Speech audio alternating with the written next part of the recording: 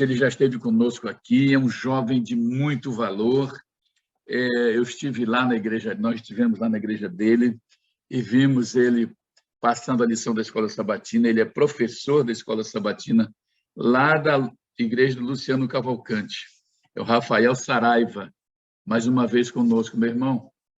Pode chegar e trazer-nos o alimento espiritual, o maná do céu, né? A pregação de hoje, ela está presente lá no Patriarcas e Profetas, capítulo 17, ok? E o capítulo 28 e 29 de Gênesis, para quem quer acompanhar na Bíblia, ok? Nos capítulos anteriores, tanto do Patriarcas e Profetas quanto da Bíblia, a gente viu a história de Jacó e seu irmão conturbado, que era Esaú, né, a relação conturbada entre eles, e a história de seu pai Isaac e a de sua mãe Rebeca. E a gente viu que Jacó, ele foi escolhido por Deus desde o ventre da mãe dele, só que quando ele conseguiu a sua bênção com seu pai Isaac, foi de uma forma que Deus não queria, por causa que ele usurpou a bênção. Ele não esperou pelo mover de Deus. E ele foi chamado de enganador. A gente viu lá no finalzinho do capítulo 27 de Gênesis que seu irmão Esaú, que era totalmente contrário às características de Jacó, ele quis matar o seu próprio irmão. A gente remete logo isso, primeiramente, lá no primeiro homicídio da Bíblia, que seria de Caim e Abel, ok? Eles eram os dois irmãos, assim como eram Jacó e Esaú, e, infelizmente, naquele momento, Caim matou Abel. Mas, nesse caso aqui, graças a Deus, Jacó ele conseguiu sair das garras de seu irmão. E a gente viu que Jacó, já no capítulo 28, Jacó ele fugiu de sua casa, a sua casa que ele tinha total proteção, ele vivia debaixo das asas de seu pai e de sua mãe, mais precisamente da sua mãe, porque o seu pai ele gostava mais de Esaú, e ele fugiu de sua casa. Fugiu com o quê? Sem nada, apenas com o cajado e a roupa que ele tinha no corpo, ok? E ele fugiu com aquele medo que tinha no coração, o temor de morte. E ele fugiu para a terra de seus familiares, que seria a Mesopotâmia, que sua mãe ela tinha dito que havia parentes lá vivendo lá.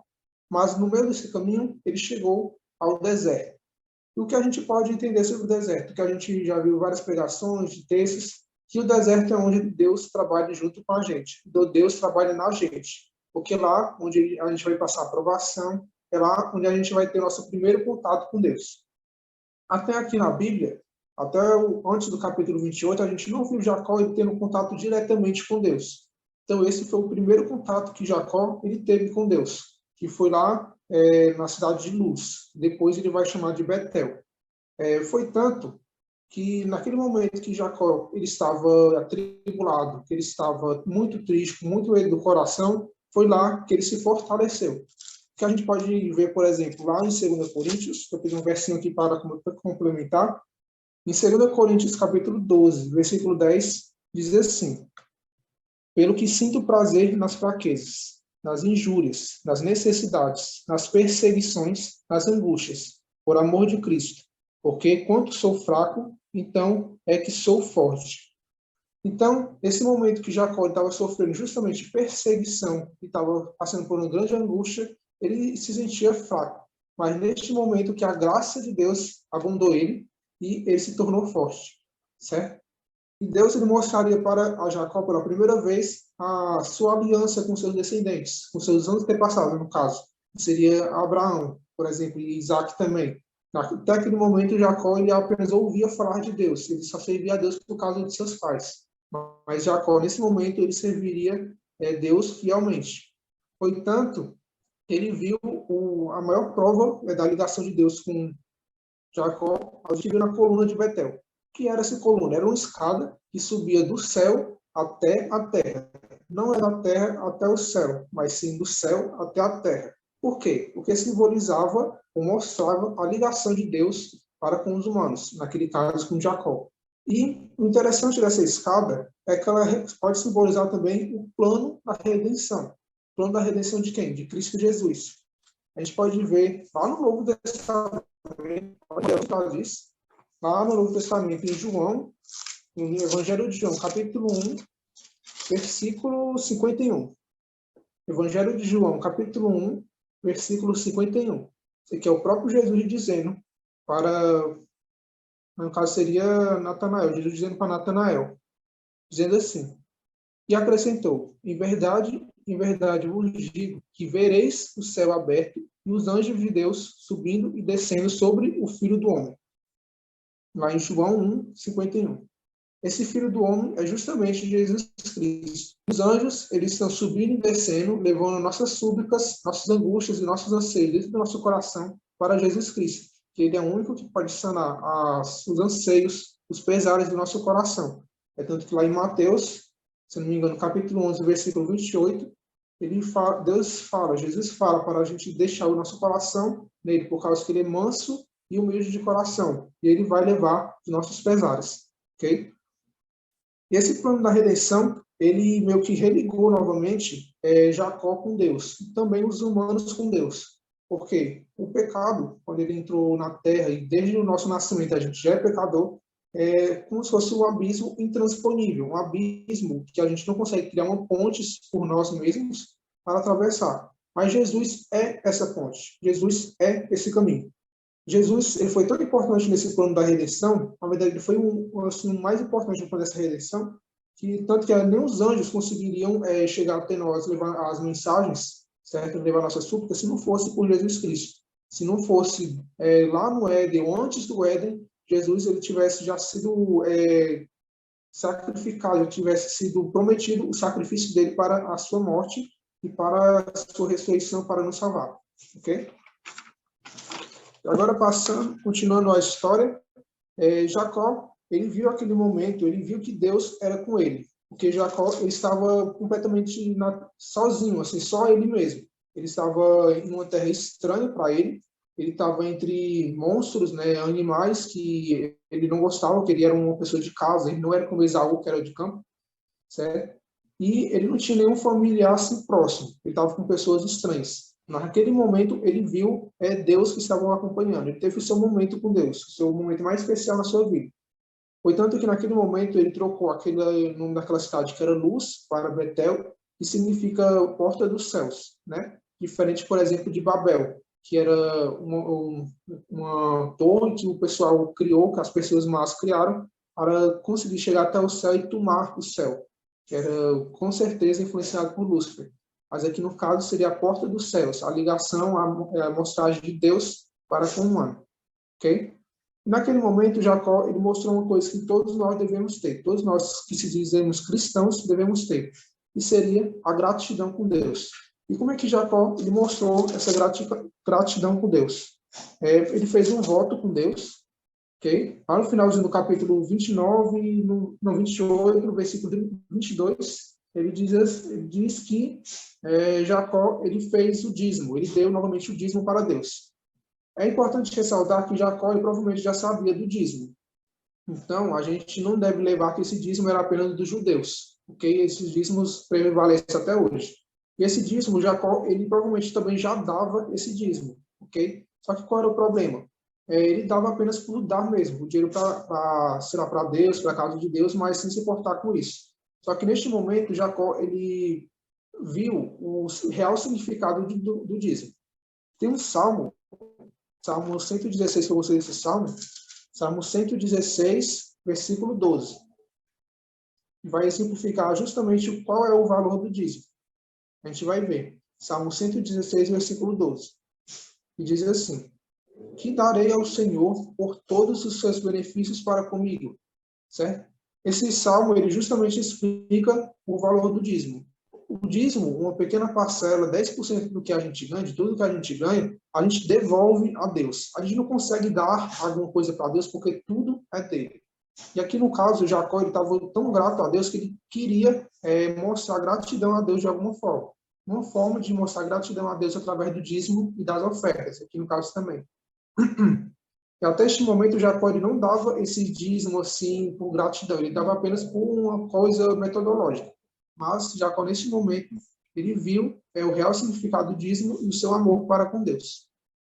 Eu anotei aqui uma observação minha que diz assim: um coração grato é mais leve e sempre saúda Deus. Quando a pessoa ela começa a agradecer, como foi esse momento, o primeiro momento daqui da sala de oração, quando a pessoa começa a agradecer, não apenas a pedir, mas a agradecer, o coração dela é mais leve, certo? Ela não reclama mais, ela leva assim a vontade de Deus mais fácil, certo? E quando a pessoa ela só pede ou ela só reclama, acaba que fica no meio pesado do seu coração, ela não consegue ouvir a voz de Deus. Então, é uma reflexão que a gente precisa ver. E essa oferta também, o dízimo de Jacó, tanto é pela gratidão, como também acreditando a Deus, todos os livramentos que Jacó já tinha passado, porque Jacó ele se livrou de uma asa de morte que estava sobre ele. Okay? E tem um outro verso que eu acho que esse aqui é bem conhecido, então a gente nem precisa abrir, que está lá em Oséias, o profeta menor Oséias, capítulo 6, versículo 6, que diz que o Senhor ele quer misericórdia nossa, obediência nossa, e não apenas sacrifício. Que não basta a gente querer dar alguma coisa para Deus, ou querer fazer de qualquer jeito alguma coisa para Deus, sem um devido obediência, sem um devido amor dentro do seu coração, que isso Deus ele não vai nem receber. Você só vai jogar as portas fora. No caso, Jacó, depois de oferecer o dízimo, ele chegou até a Mesopotâmia, que era a terra dos seus familiares. E diferente, por exemplo, de Abraão, anos e anos antes, que Abraão ele chegou lá já rico, já cheio de posses e terras e pessoas, aqui no caso Jacó ele chegou sem nada, totalmente sem nada. Mas ele chegou com uma coisa especial que foi a fé em Deus. Até aquele momento ele achava que estava sozinho, mas quando ele teve um momento com Deus, ele viu aquele ser especial, aquele ser poderoso que estava ao seu lado, acompanhando. E Jacó, ele pode ter chegado sem bens materiais, mas ele chegou com a fé em Deus. E foi neste momento, na Mesopotâmia, antes de ver o seu sogro Labão, que a gente vai ver lá para frente, ele viu a sua futura esposa, que foi Raquel. E desde o momento, quando ele bateu o olho na Raquel, ele já se apaixonou por ela, já gostou dela. Só que tinha um problema. Naquele momento, naqueles tempos, eu acho que até hoje, não sei, no Oriente Médio, a pessoa precisava meio que pagar pelo seu casamento. Como assim pagar? Ele precisava mostrar para o sogro ou para o pai da sua pretendente que ele tinha condições para manter aquela família, ok? Só que Jacó ele não tinha nada, né? Ele não tinha como voltar para a casa de seu pai, Isaac, e pedir, pai, por favor, me dá um pouquinho de dinheiro. Não, ele não tinha essa possibilidade. Então ele precisava ficar lá, junto com o seu sogro Labão, e trabalhar para ele. Labão ele poderia escolher a forma, os anos, o tempo de trabalho. Aqui, no caso, foi 7 anos de trabalho. E ainda Jacó ele enfrentaria outro problema, que foi o quê? Como ele não tinha dinheiro, ele precisava trabalhar por dinheiro para pagar pela sua esposa, podemos dizer assim. Mas Labão ele tinha um grande amor por dinheiro. Ele era avarento, né? Avarento, que é um pecado que a Bíblia, um cuidado que a Bíblia diz para a gente não ter, que o dinheiro ele cega as pessoas. E como Labão ele era muito avarento, ele um trabalho serviçal, como fosse um trabalho de escravidão para Jacó. Foi tanto que Jacó, ele, como a gente sabe, ele não ficou apenas 7 anos trabalhando para Labão, ele ficou outros 7 anos também para conseguir a sua devida esposa. Por quê? Labão, como ele gostava do trabalho de Jacó, como ele via que ele estava lucrando com o trabalho de Jacó, esse é o real sentido, ele não deixou Jacó ele partir com a sua esposa, que ele queria, que era Raquel, que ele deu outra esposa para ele, que foi Lia, ou Leia, em outras traduções. E ele deu para Jacó, que não era a esposa que Jacó queria, né? Jacó ele queria apenas a Raquel.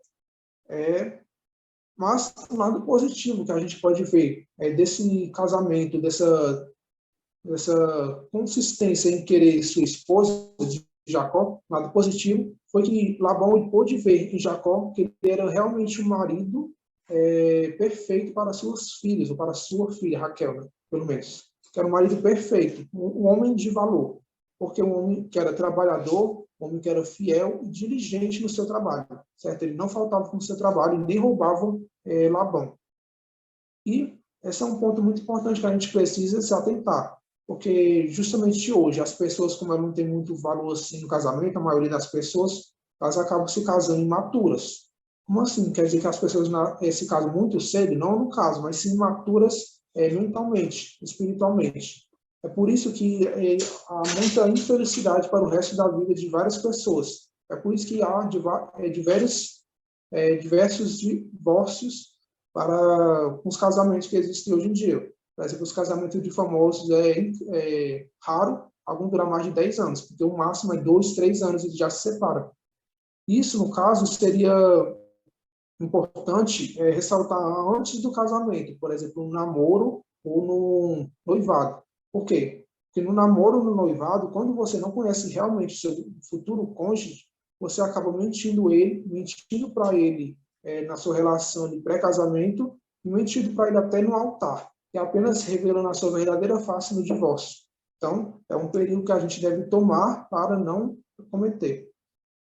E continuando a história, Jacó, ele trabalhou, como eu disse para vocês, como se fosse um escravidão para Labão, porque ele trabalhava de manhã até de noite, ele trabalhava no sol, ele trabalhava no frio de noite, né, que lá no deserto faz muito frio de noite, muito calor de dia, e teve o seu salário mudado 10 vezes. Então, imagina você ter, sei lá, um salário mínimo para pagar as suas contas, né, que no caso aqui seria pagar por Raquel. Imagina você ganhando seu salário mínimo, seu patrão mudando toda hora, 10 vezes o seu salário.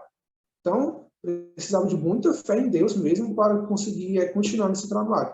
Hoje em dia as pessoas elas não têm paciência nenhuma e apenas uma mudança de salário ela já desistiria. Mas eu anotei aqui que Jacó ele foi leal e diligente. Como assim leal? Leal, ele não faltou com o seu trabalho, e diligente, ele desempenhou da melhor forma. A gente deve desempenhar nosso trabalho, todas as nossas ações, da melhor forma possível. Okay? Que eu lembro, por exemplo, de Davi. Davi, a gente sabe da história dele que era um pastor de ovelhas. Antes de ser rei, ele era um pastor de ovelhas. Mas ele era o melhor pastor de ovelhas que existia. Okay? Por isso que ele foi um rei tão grande, um rei tão temente a Deus. Porque ele fazia o seu trabalho mais simples, o trabalho mais, a gente chama assim de banal, mas ele fazia da melhor forma possível. Por isso que ele alcançou grandes resultados. A gente tem também um dado de Jacó, que Jacó também era pastor de ovelhas. Ele também era o pastor-chefe de ovelhas, na verdade. E ele tinha pastores ajudantes em volta dele. A gente pode ver, por exemplo, assim, Jacó ele é comparado a Jesus no caso de ser pastor de ovelhas.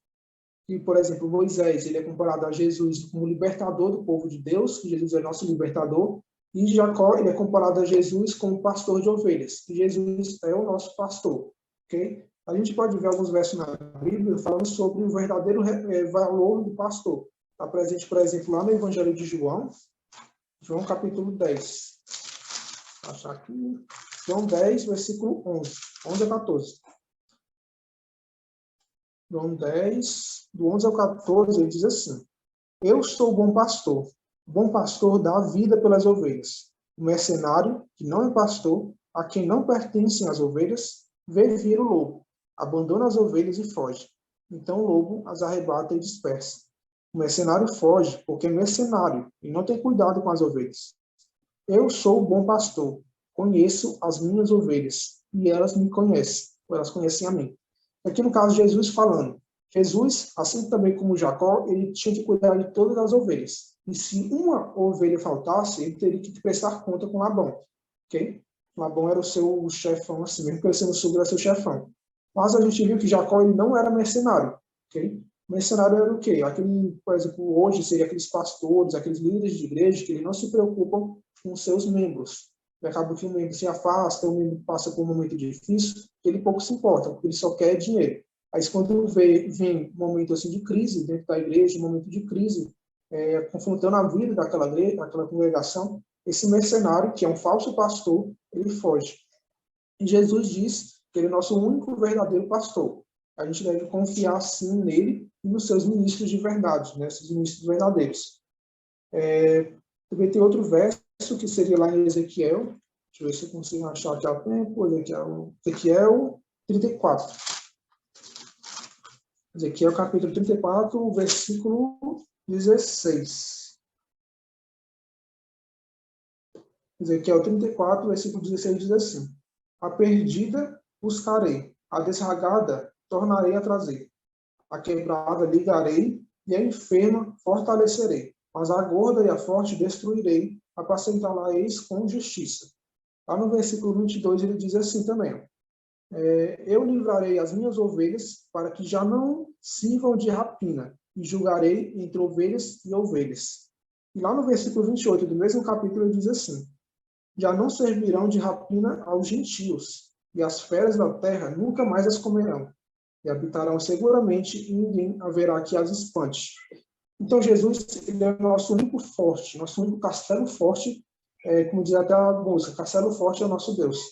Ele é o nosso único aprisco que a gente pode confiar nele e se manter seguramente dentro dele.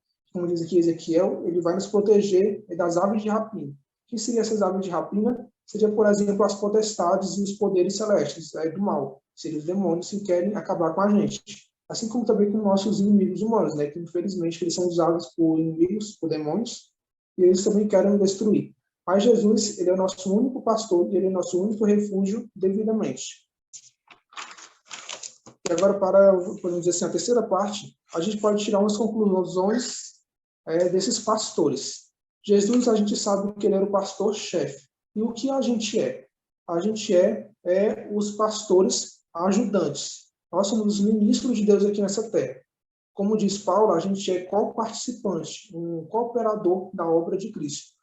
E um pastor ajudante, ele precisa ter algumas características. A primeira, ele precisa alimentar as ovelhas. Alimentar as ovelhas seria, no caso da palavra de Deus. Um pastor que ele nem pega na palavra de Deus, ou ele diz falsas palavras, falsos alimentos, alimentos estragados, por exemplo, acaba, por exemplo, maltratando as ovelhas, não deixando elas no trabalho devido de Cristo. E outra é proteger contra as garras do leão, que o leão que seria o próprio Satanás, como diz lá em 2 Pedro, que Satanás é um leão. Então, os verdadeiros pastores, eles servem para proteger contra as garras, as artimanhas, as doutrinas falsas, as falsas doutrinas do inimigo. E podemos dizer aqui que Labão, o Jacó, ele trabalhou com todo o seu ser para Labão. Foi tanto que Deus ele honrou o Jacó. Mesmo que Jacó ele fosse cheio de pecado, ele fosse cheio de erros, foi a graça de Deus que abundou na vida de Jacó, ok? Ocorreu em Labão uma grande ira, certo? Uma grande raiva de Jacó, por causa que Jacó tinha errado tanto que ele já ficou incomodado. Ele e seus filhos ficaram incomodados de Jacó. E Jacó, ele percebendo aquilo, ele não gostando daquele ambiente hostil, ele primeiro buscou a Deus, certo? Pediu orientação a Deus, se ele continuava lá, ou se ele fugia. Deus, ele permitiu que ele fugisse, que ele saísse da Mesopotâmia, voltando para a sua terra. E Jacó fugiu, junto com a sua família, com as suas duas esposas, com os seus empregados, com as suas mercadorias, e ele fugiu. Só que Labão, ele não aceitou essa fuga assim de mão aberta, certo? Como ele era muito amor ao dinheiro, ele fechou tanto a mão que ele perseguiu Jacó com uma ira, um ódio medonho que podia até matar Jacó. Olha o que aconteceu. Deus, ele age na vida dos seus servos, na vida dos seus fiéis, em todos os momentos. Foi tanto no começo de Jacó entrando na Mesopotâmia, quanto também na saída de Jacó da Mesopotâmia. Deus, ele apareceu para Labão em sonhos e falou para Labão: Labão, não influencie Jacó, não queira fazer nenhum mal a ele, nem deixe ele sair, nem querendo que ele fique na sua terra. Deixe ele ir sozinho, sem nada seu, ok? E Labão, como ele tinha até o momento com Deus, ele era pagão, mas ele já conhecia um pouquinho a Deus, ele viu que aquele ali era o Deus de Israel. Ele sabia que ele não conseguia ir além daquilo ali, não iria decretar o fim da sua vida. Ele teve fé, Labão teve fé e acreditou nas palavras de Deus. E quando ele se encontrou com Jacó, eles não brigaram, eles nem assim fizeram guerra, mas sim eles selaram um acordo. Eles selaram um acordo e fizeram uma aliança de paz. E esse foi o fim da relação da descendência de Abraão com a Mesopotâmia. Depois a gente não vai ver assim, mais essa relação assim diretamente, porque antigamente tanto Abraão quanto Isaac, quanto no caso aqui Jacó, eles iam até a Mesopotâmia por causa que eles tinham parentes próximos. O que a gente pode tirar de conclusão dessa meditação de hoje, dessa meditação de hoje, é que a gente está, desde o começo das nossas vidas cristãs, ou antes disso, até o final das nossas vidas, Deus ele está no controle, ele está do nosso lado, certo? Com a sua coluna de Betel, a sua ligação, os seus anjos indo e vindo, elevando as nossas súplicas para Jesus, para o Espírito Santo, certo? Então a gente não deve temer. A gente não deve temer os inimigos, as garras do leão. a gente deve se apegar a Cristo. Porque quanto mais próximo da luz a gente está, mais as trevas se separam, mais as trevas fogem. Então, agora a gente vai fazer uma pequena oração para terminar este momento de adoração a Deus. Oremos. Senhor, meu Deus, meu Pai, muito obrigado, Senhor Deus, por este momento. O Senhor sabe, Senhor Deus, que eu não sou digno de estar na Tua presença, que eu preciso tirar, Senhor Deus, meu chinelo, Senhor Deus, por causa que a Tua terra é santa. Eu te peço, por favor, Senhor Deus, que me permita estar aqui novamente. A mim e a todos que estão ouvindo aqui, Senhor Deus. Que o Senhor faça, por favor, Senhor Deus, que a Tua graça, a Tua grande misericórdia nos encher, Senhor Deus, me encheu a Jacó. Por favor, seja conosco, Senhor Deus, seja no trabalho, na rua, em movimento, ou seja na escola, não importa onde seja, mas, por favor, Senhor Deus, esteja com a gente. Que o nome seja engrandecido para todo sempre, em nome de Jesus Cristo, amém.